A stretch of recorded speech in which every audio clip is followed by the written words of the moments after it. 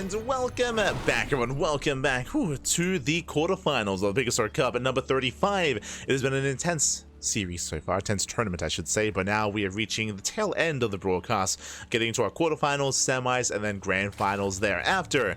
And we're jumping right in to our fresh best of three. And spawning in the top left-hand corner of Persephone, we have the Canadian Zerg player. We have the Red Zerg. Representing Shopify Rebellion, it is Scarlett. And spawning in the bottom left-hand corner, we have her opponents. We have the American Protoss player. We have the blue Protoss. It is Astrea. And if you're in the chat, you know what time it is. It is Gamba time. Predictions are open. Place your bets on who you think will claim the series. Best of luck in the chat as we jump into our PvZ. And I'll be honest, this is going to be a hard one to call. Like, I can see this going to the ace match. I can see this going either way as well.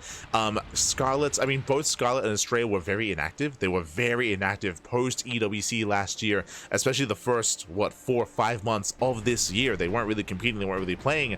But now they're back in force, especially in the lead up to EWC into the NA qualifiers. And Scarlett's been looking very, very strong as of late. Has been looking very strong, very in form.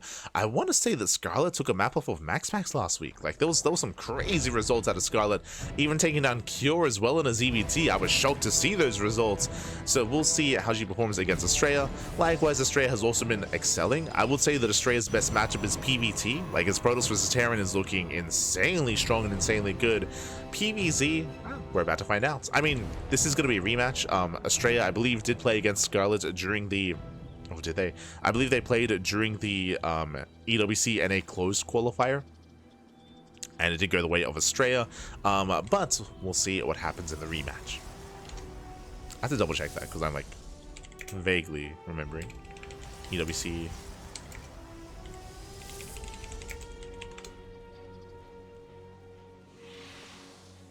Esports World Cup, America's qualifier. Meanwhile, Stargate opener out of Astrea. Standard stuff. Stargate into a third base, into Oracle most likely. Just double checking. And yes. So during the NA closed qualifier, Astrea did take down Scarlett 3-0. If you recall, we didn't cover that series because we followed Cham to the lower bracket. Because the mainstream had that. That's it. Because we were the B stream, we were the side stream, and the mainstream they covered Scarlett and Astrea. So I wasn't able to see the matches myself, but now we can indulge.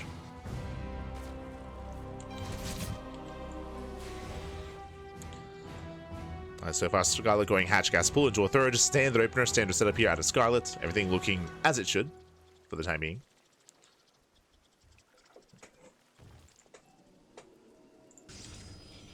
Meanwhile, back across the map. Oracle is on the way. Double Adept has arrived. 2 Adepts, they can one-shot drones. So Scarlett has to keep up. Ooh, as Astrea does come into the Shade. Shades into the main. They'll take a lot of hits and won't get much damage done. As interesting, Astrea, he does open up Oracle, which is standard, but we have a Void Ray follow-up. That is not. So a bit of a cheeky follow-up here out of Astrea. With this, we'll be hunting down Overlords, and that means that Astrea can hide his tech. And what are we hiding exactly? Could be anything, could be nothing. Regardless, we'll keep Scarlett in the dark as to what's going on. We'll keep the follow-up hidden. As the Epsay do shade back into the third. Shade back in.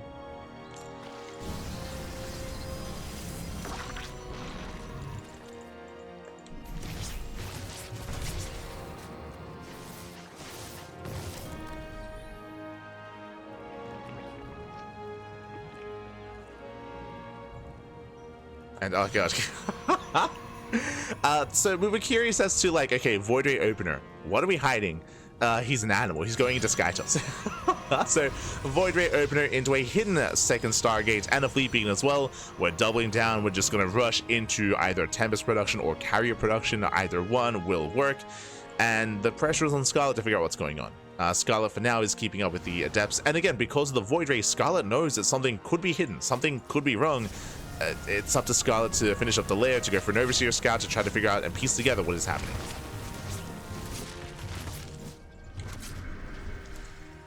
Astrea's applying pressure, going for the Gas Geyser. Will snipe it. Yeah, massive snipe. Gas Geyser goes down. On the right-hand side, Oracles, they will pin back the Lings. And we have the answer here to the question, was it going to be Tempest or Carrier? It's going to be Carrier. So Carrier rush out of Astrea. Going for a second Cyber Core.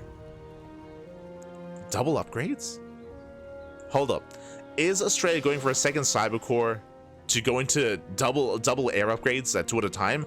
Or is he going second Cyber Core to hide +1? I was going to say, one of the big tells to recognize that it's going to be Skytoss is to see the Cyber Core researching. But if he hides the Cyber Core, then it won't be researching. He's crazy. Like this, I've never seen anyone do this. Yeah, there we go. Cyber Core is done. He starts +1 air attack, and he hides it. I've never seen one. I've never seen anyone hide a second Cyber Core just to hide the upgrade. That is crazy. Okay. Astrea, you're in Hannibal. Again, this is one of the ways that you scout this, by the way, by scouting and checking the Cyber Core. But not here, not this time. Oh boy. We're going peak NA on this one. Ay.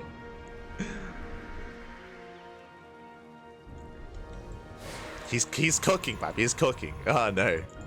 Now, thankfully, Scarlett is going Ling Hydra, so Scarlett will have anti-air. Hydras are amassing as we speak. We're skipping Roach production, so there is going to be a force to defend with.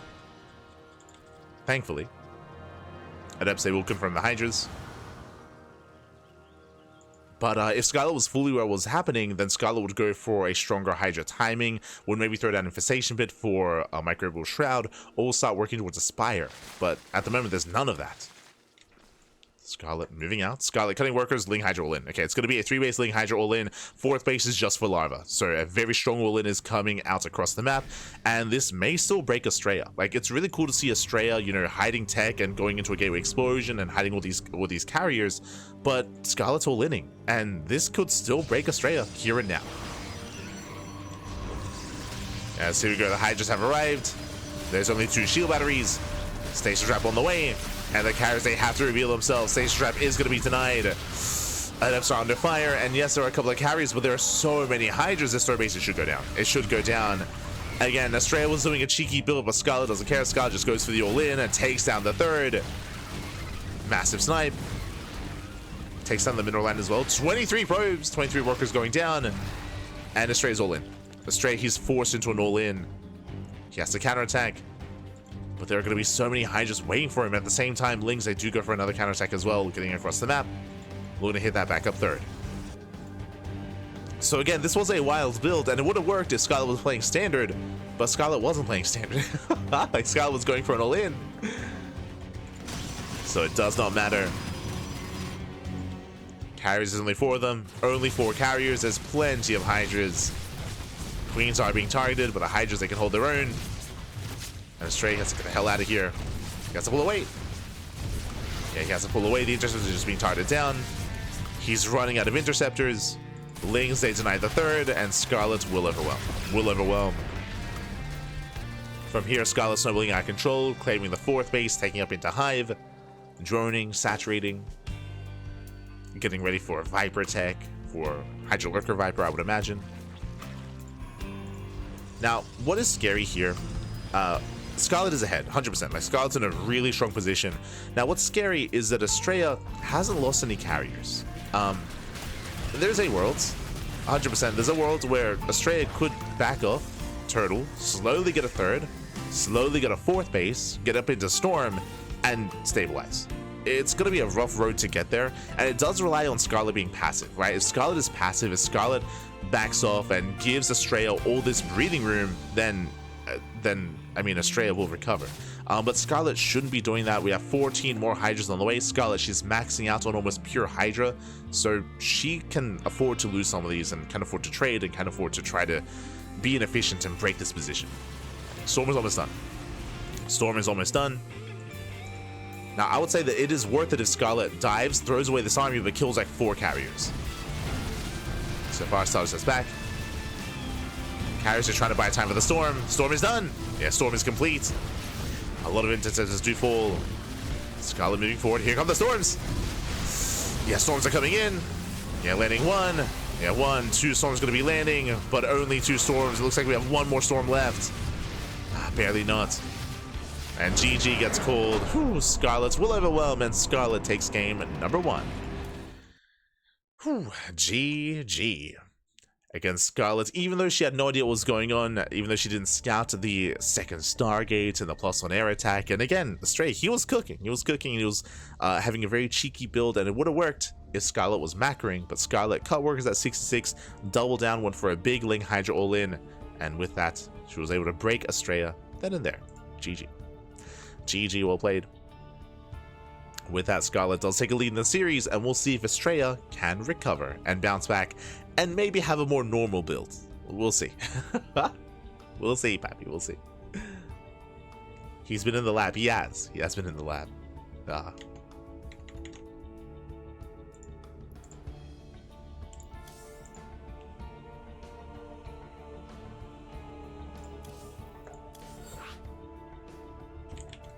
There you go.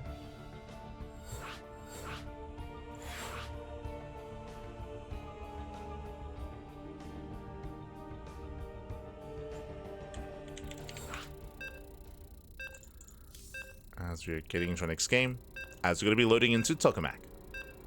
Here we go.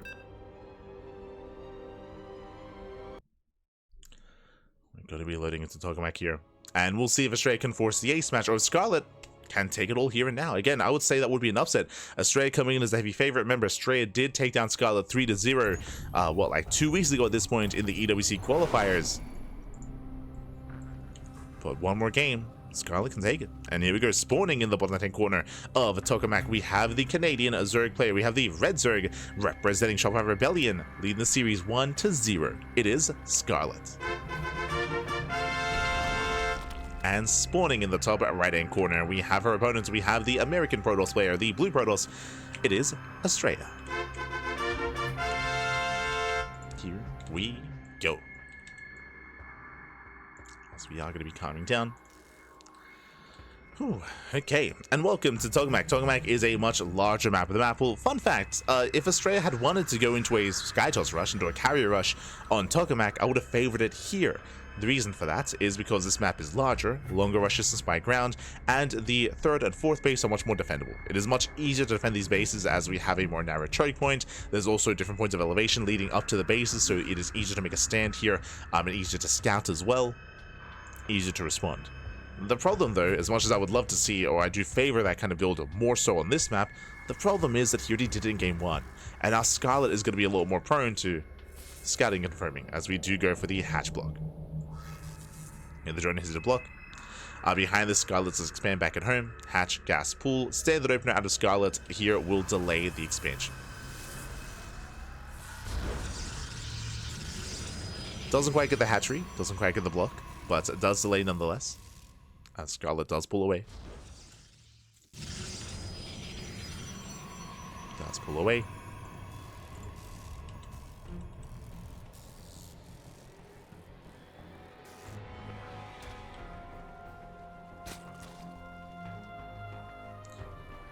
Now we are just droning, just saturating.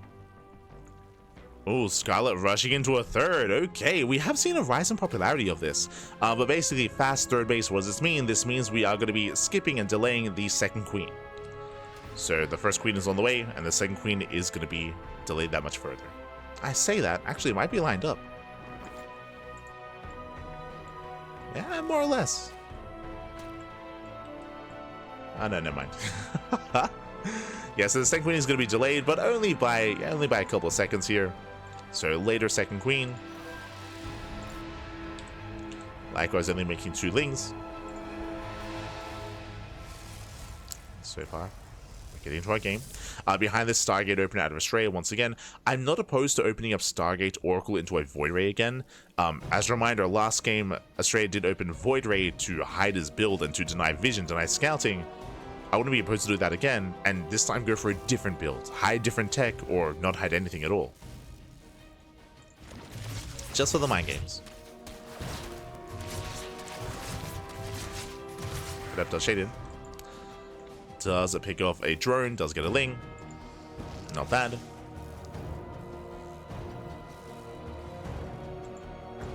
as his second adept has arrived. Threatening another shade. Oh. And does keep it into the natural. They're getting one more drone.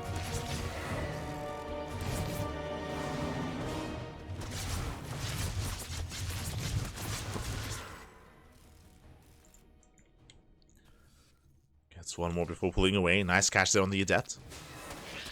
Scarlett hunting down the second adept as well. Ooh. And with that, if this adept goes down, that means the third is going to be exposed. Yeah, shade is cancelled. Adept is forced to be tucked away.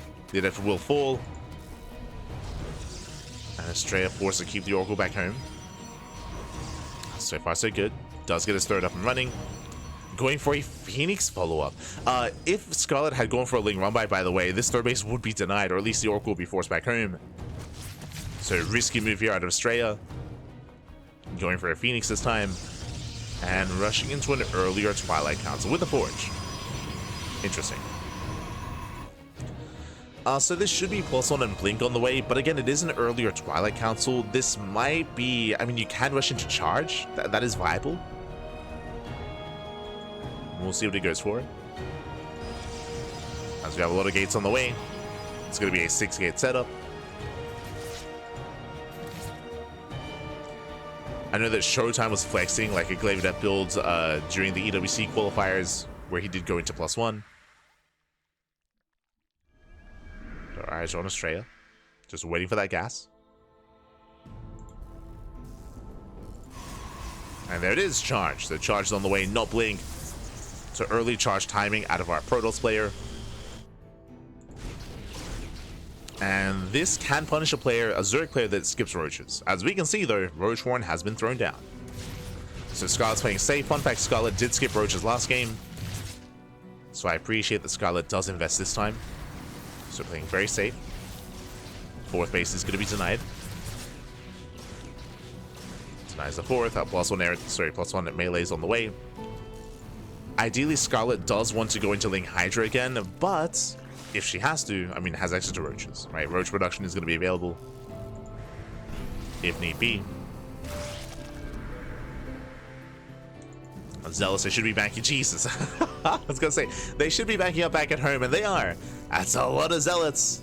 And soon, Astrea's going to pull the trigger. Meanwhile, but I see Overlord Speed is on the way. Scarlett droning up to 3-base saturation. Last game, remember, she went for a Ling Hydra all-in on 3 bases. This time, it looks like a German taxi on 3 bases as well. But this time, Roaches are amassing, which is going to fare better against those Zealots. Yeah, drop lords. So the German taxi is coming. We're going to be loading up. We're going for the all-in. So another 3-base all-in out of Scarlett, but a different kind of 3-base all-in. And because Roaches are incorporated, this is going to be a better kind of army against those Zealots. We'll see how they fare against each other. As charge is done, so it's +1. First Queen gets caught out. Yeah, the Queen does fall. Where are the Roaches? Roaches have to respond. Queens, once again, they're exposed. Oracles, they dive on the Queens. They go for the dive. Queens are being targeted, getting 1, getting 2 Queens. There's 1 Queen left. But the Roaches, they hold their own. They stand their ground. We spoke about it. Thankfully, Scarlett was going for a Roach-based all-in, not Ling Hydra. If this was Ling Hydra, Scarlett may just be dead. But she will hold, she will defend. Waiting out those Oracles. The Zealots race back, and Scarlett can still commit to the all-in. +1 kicking in a couple of seconds. Ravagers are morphing in as well. And here come the Dropper Lords.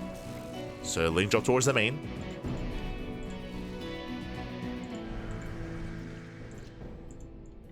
Astrea trying to be proactive, trying to engage with the army ahead of time. Safety Void Ray on the way, that will help. We have a wall of shield batteries again. Astrea's getting ready for the all-in. Astrea, he saw it coming. He knows. Astrea knows, but can he stop it? More Lings, they red in the natural. Roach Ravager pushing forward. Stasis goes off. Files, ooh, don't quite connect. So far, Astrea is holding on. But the Link Drop is coming into the main. Link Drop is moving in. Astrea, does he notice in time? No warp in. Not yet. Yeah, no defensive warp in. Boys being pulled to fight the Lings. Files, ooh, they take down the Void Ray. Yeah, nice Files here, nice connections. Scarlett popping up, takes down the Void Ray. There's what, 6 shield batteries to defend? That's a lot of shield batteries. But they're running out of energy. Miles are connecting. They knock down one of the shield batteries. Storm is still not yet done. Queen's moving in to reinforce. There is a transfuse.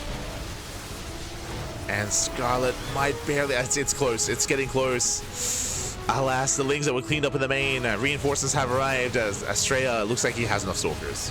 Yeah, he has enough. Again, that's what? 8 shield batteries? Oh my god. There was so many behind this. Yeah, the shield batteries, they hold their own. Astrea defends. And Scarlett is now in a rough position. Oh boy. Unfortunately, Scarlett, because she was all in, no drones, no saturation, no gases, there's no hydrogen, no infestation bit, no hive, no nothing behind this. Just purely Ling Roach Ravager. With subpar upgrades. You see, +2 has begun, +3 begins for Astrea. Like, Astrea is just getting further ahead. And from here, Astrea has to make a choice. I mean, Astrea could just expand and just turtle. Just turtle up back at home, get a 4th base, tech up, head into Sky Toss, head into Massive Robo, into Immortals, into Colossus. Astrea has options.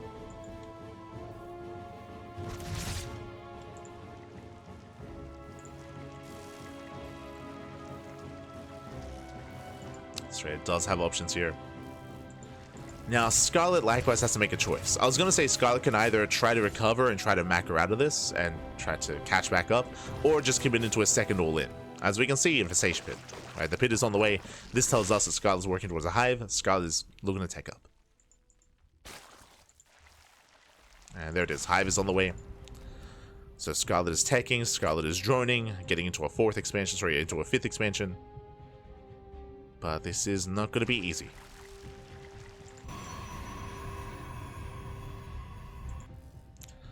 Especially because Astrea is turtling. Like, what do we see? A wave of cannons, more shield batteries. Astrea being more defensive here. Which makes sense. Like, Astrea doesn't know if Scarlett is going for an all-in or not. Like, he has limited information. I did see the hive, though. I did see the hive. Upon seeing this hive, I would say that it's on Astrea to throw down a fleet beacon. Like, this would be the ideal time to throw down a fleet beacon and start working towards at least some other shit. Especially because he saw the hive. But Astrea, he is late to tech up and is still committing to a ground army instead.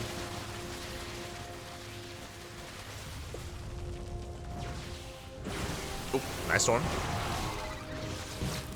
Nice storms on the roaches. Scarlett taking into lurker tech. Working towards a lurker den, working towards vipers.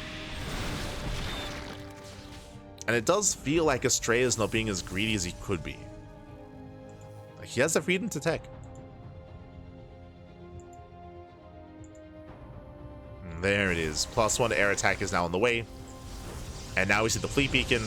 Now, again, this is like maybe 1, maybe 2 minutes late. Like, this could already be done by now, to be honest. But Astrea was just being overly cautious. Overly cautious, so Astrea wasn't able to take full advantage of Scarlett teching. So delayed a fleet beacon, delayed Stargate, delayed +1. This is giving Scarlett more opportunities to recover. And more opportunities to bounce back. So let's catch the Archon, not bad. Archon goes down. Scarlett maxed out.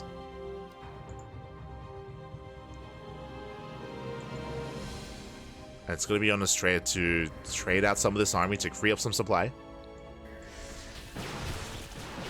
For the mothership, for the Sky Toss. Zealot on the right. Zealot on the left.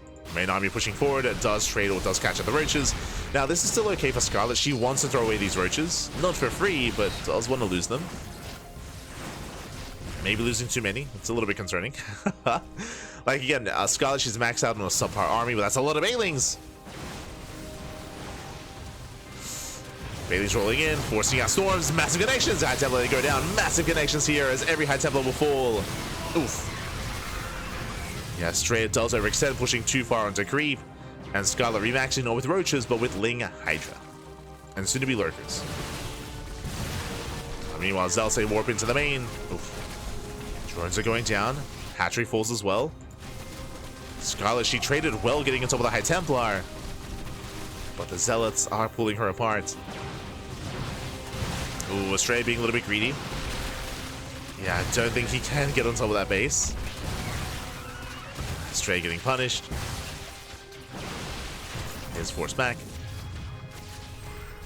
Carrier production has begun.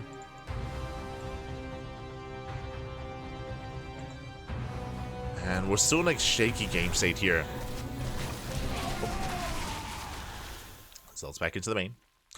So Scarlett is going to be able to somewhat recover. The drone count is low, 72 workers, so low drone count for Scarlett. Likewise, did lose an expansion, so Scarlett actually, sorry, lost 2 expansions. 2 bases went down. Oh, Ravagers are exposed. The lurkers aren't ready. Uh-oh. And just barely being focused down as well. Massive storm. I not like this. Lurkers are going down. Brutal storms on the lurkers, and every lurker falls. GG gets called, and Astrea ties up the series 1-1. We are going to the ace match. Whew, GG.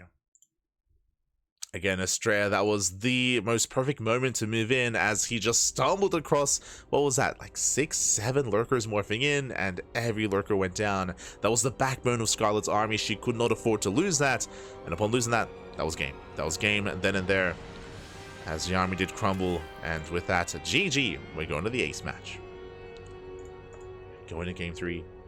As we get into the ace match, a big shout out to Pesevenga, papiga. Thank you so much. Thank you so much for the gifted subs to the community. Gifted sub to Nihead TV. Thank you. Thank you. Do appreciate it. GG. And again, a very intense back and forth. Of course, initially, Scarlett was all in. Initially, Scarlett did commit across the map. But before that, Astrea was... my apologies. Before that, if you recall, Astrea did actually push out with his Zealots. Initially, we had the Astrea timing with Mass Zealots, and Scarlett defended very well against that. Then went for the counterattack, but Astrea was ready with a wall of shield batteries. Remember, there were like 8+ shield batteries at the 3rd base, and he was able to respond in time in the main. And Scarlett lost everything there in that failed all-in. Was able to somewhat recover in the aftermath, but wasn't quite able to get to lurkers. Barely not. Barely not able to get there. And with that, we're getting into the ace match, getting into game 3, and spawning in the bottom left-hand corner of Ultra Love, we have the Canadian Zerg player. We have the Red Zerg representing Shopify Rebellion being forced into the ace match. We'll see if she can bring it back and bring it home. It is Scarlett. And spawning in the top right-hand corner, we have her opponent. We have the American Protoss player. We have the Blue Protoss. Ooh. Tying up the series 1-1. Forcing the ace match, it is Astrea. And we've had some cheeky builds so far. Game 1, if you remember, Astrea did rush into Skytoss, got punished for it. Game 2, Astrea rushed into an early charge timing, which failed, but then was able to defend against the counter all-in that Scarlett had amassed. So we had more of a shaky back and forth between Astrea and Scarlett in that second game, but these have been unique builds. These have not been standard builds out of Astrea. We have not seen Stargate into a 3rd, into +1 Blink Stalker, into the mid game. Like that just hasn't happened. And we'll see if we get that here on Ultra Love, or if Astrea keeps moving out some more quirky builds. Ooh, meanwhile, Hatch Gas Pool, unnatural, natural clear out of Scarlett. Welcome to Ultra Love. Ultra Love is a smaller map, shorter rushes by ground.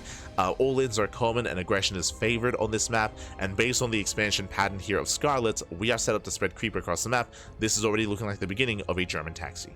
Now, if you remember, Scarlett attempted to German taxi last game off of a 3-base economy, but you can go for an earlier German taxi instead to hit faster, to hit sooner. And if you remember, Scarlett was disrupted because Astrea was going for a charge build. This time, if Astrea doesn't, if Astrea goes for a standard opener, Scarlett can just double down and can embrace that German taxi. We'll see. Again, we're calling it a little bit early, but it's just seen so often on Ultra Love. Like, we've seen so many Roach Queen drop load all-ins. It's quite common on this map. So we'll see.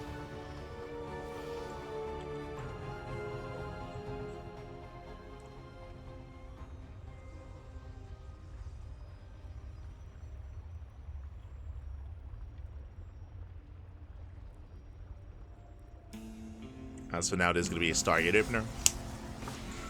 Stargate opener out of Astrea. So far, so standard. Workers are saturating. Now, game 1, Astrea went Oracle into Void Ray. Game 2, Astrea went Oracle into Phoenix. Game 3, Oracle into Oracle. It's the one thing that we haven't seen. one thing. As it up does cancel the shade. And won't quite get any drones. Does take down a handful of Zerglings.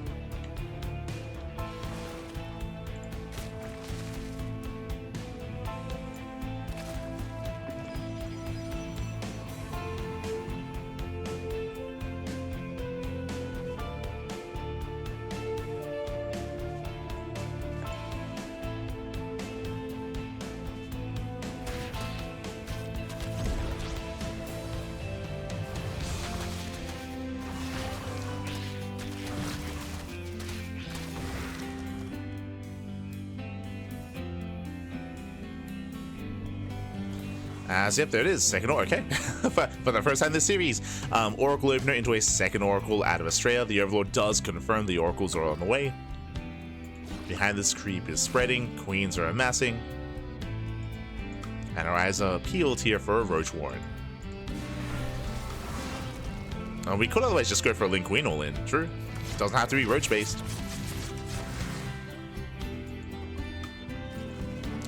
As we have an early Twilight Council, so earlier Twilight Council, we are looking for the Forge. There we go, Forge is on the way. I'd have to start poking in.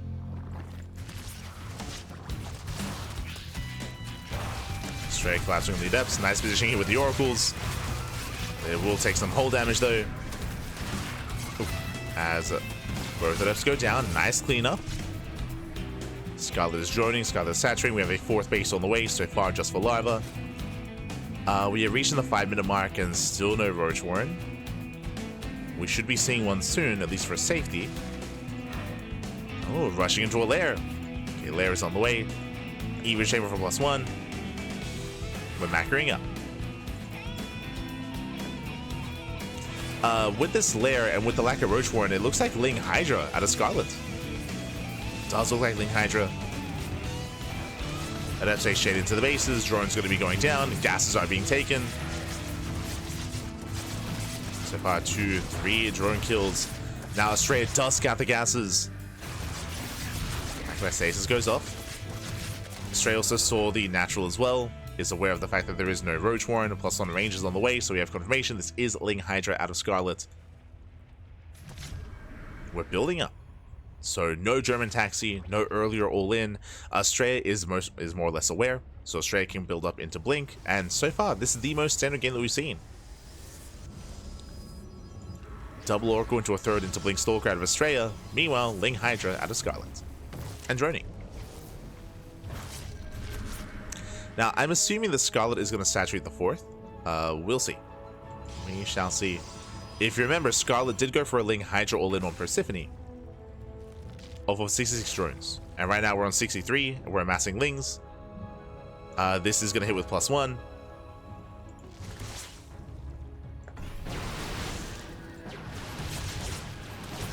Oh. Stasis is baited out. Nicely done. We have 28 more Zerglings on the way. And Scarlett should soon be starting those Hydra upgrades. There we go, cashing out these Stalkers. Oracle's doing what they can. That's a low Stalker's going down. There we go, Hydra speed is on the way. And still no drones. Still no workers. So it does look like the same build we saw in game 1. Back at home, Astrea, does he notice? I mean, he hasn't seen the mineral line. He hasn't noticed yet. So Astrea lacking some critical information. He is working towards Storm. And again, Scarlett, she has not made a drone in minutes. It's been quite some time. 6 more Overlords on the way. This is a build that Solo's very fond of. It's a Hydra all-in that hits with +1. So +1 is about to kick in. Rocks are being knocked down. Massing up more Hydras.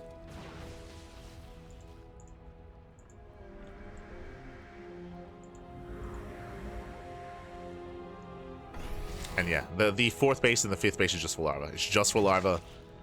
No saturation. Now, Storm is going to factor into this. So this is going to be quite a close one. Like, I can't call it yet here as to who's going to overwhelm. Like, Scarlett has a massive army.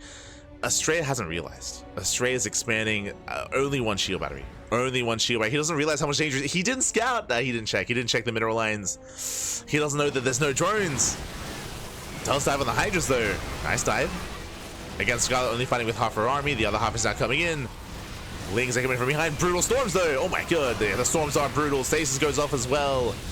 And the all-in is being shut down. Ay, ay, ay. Every Hydra's falling. GG gets called. The all-in will fail. And Astrea, he didn't even know what was happening, by the way. But Astrea will claim the series 2-1, advancing on to the semi-finals. GG. GG, well played. Astrea will claim the series. Again, Astrea was expanding. Astrea was getting another base, was working on upgrades, was taking up. Astrea he didn't scout. He had no idea that an all-in was coming his way, but the storms were brutal. In the storms, they completely shut down the Hydras. Unfortunately, despite Scarlett hiding the build successfully, alas, wasn't quite able to break, wasn't quite able to catch Astrea off guard. GG. GG, well played. With that, Astrea will advance on to the next round, but a shout out to Scarlett for making a series out of this, for bringing us to the ace match, and yeah, for making a series here. GG. GG. Didn't know what was happening, but blind counted anyway. Pretty much. It was a very fortunate setup there for Astrea, and as you said, like, he had no idea. Like, that's why there were no additional shield batteries. Like, he was by no means preparing for an all-in, but happened to be able to shut it down regardless. GG. GG, well played. With that, we're now getting ready for our semis as we switch things over and catch up on the bracket. Let's go.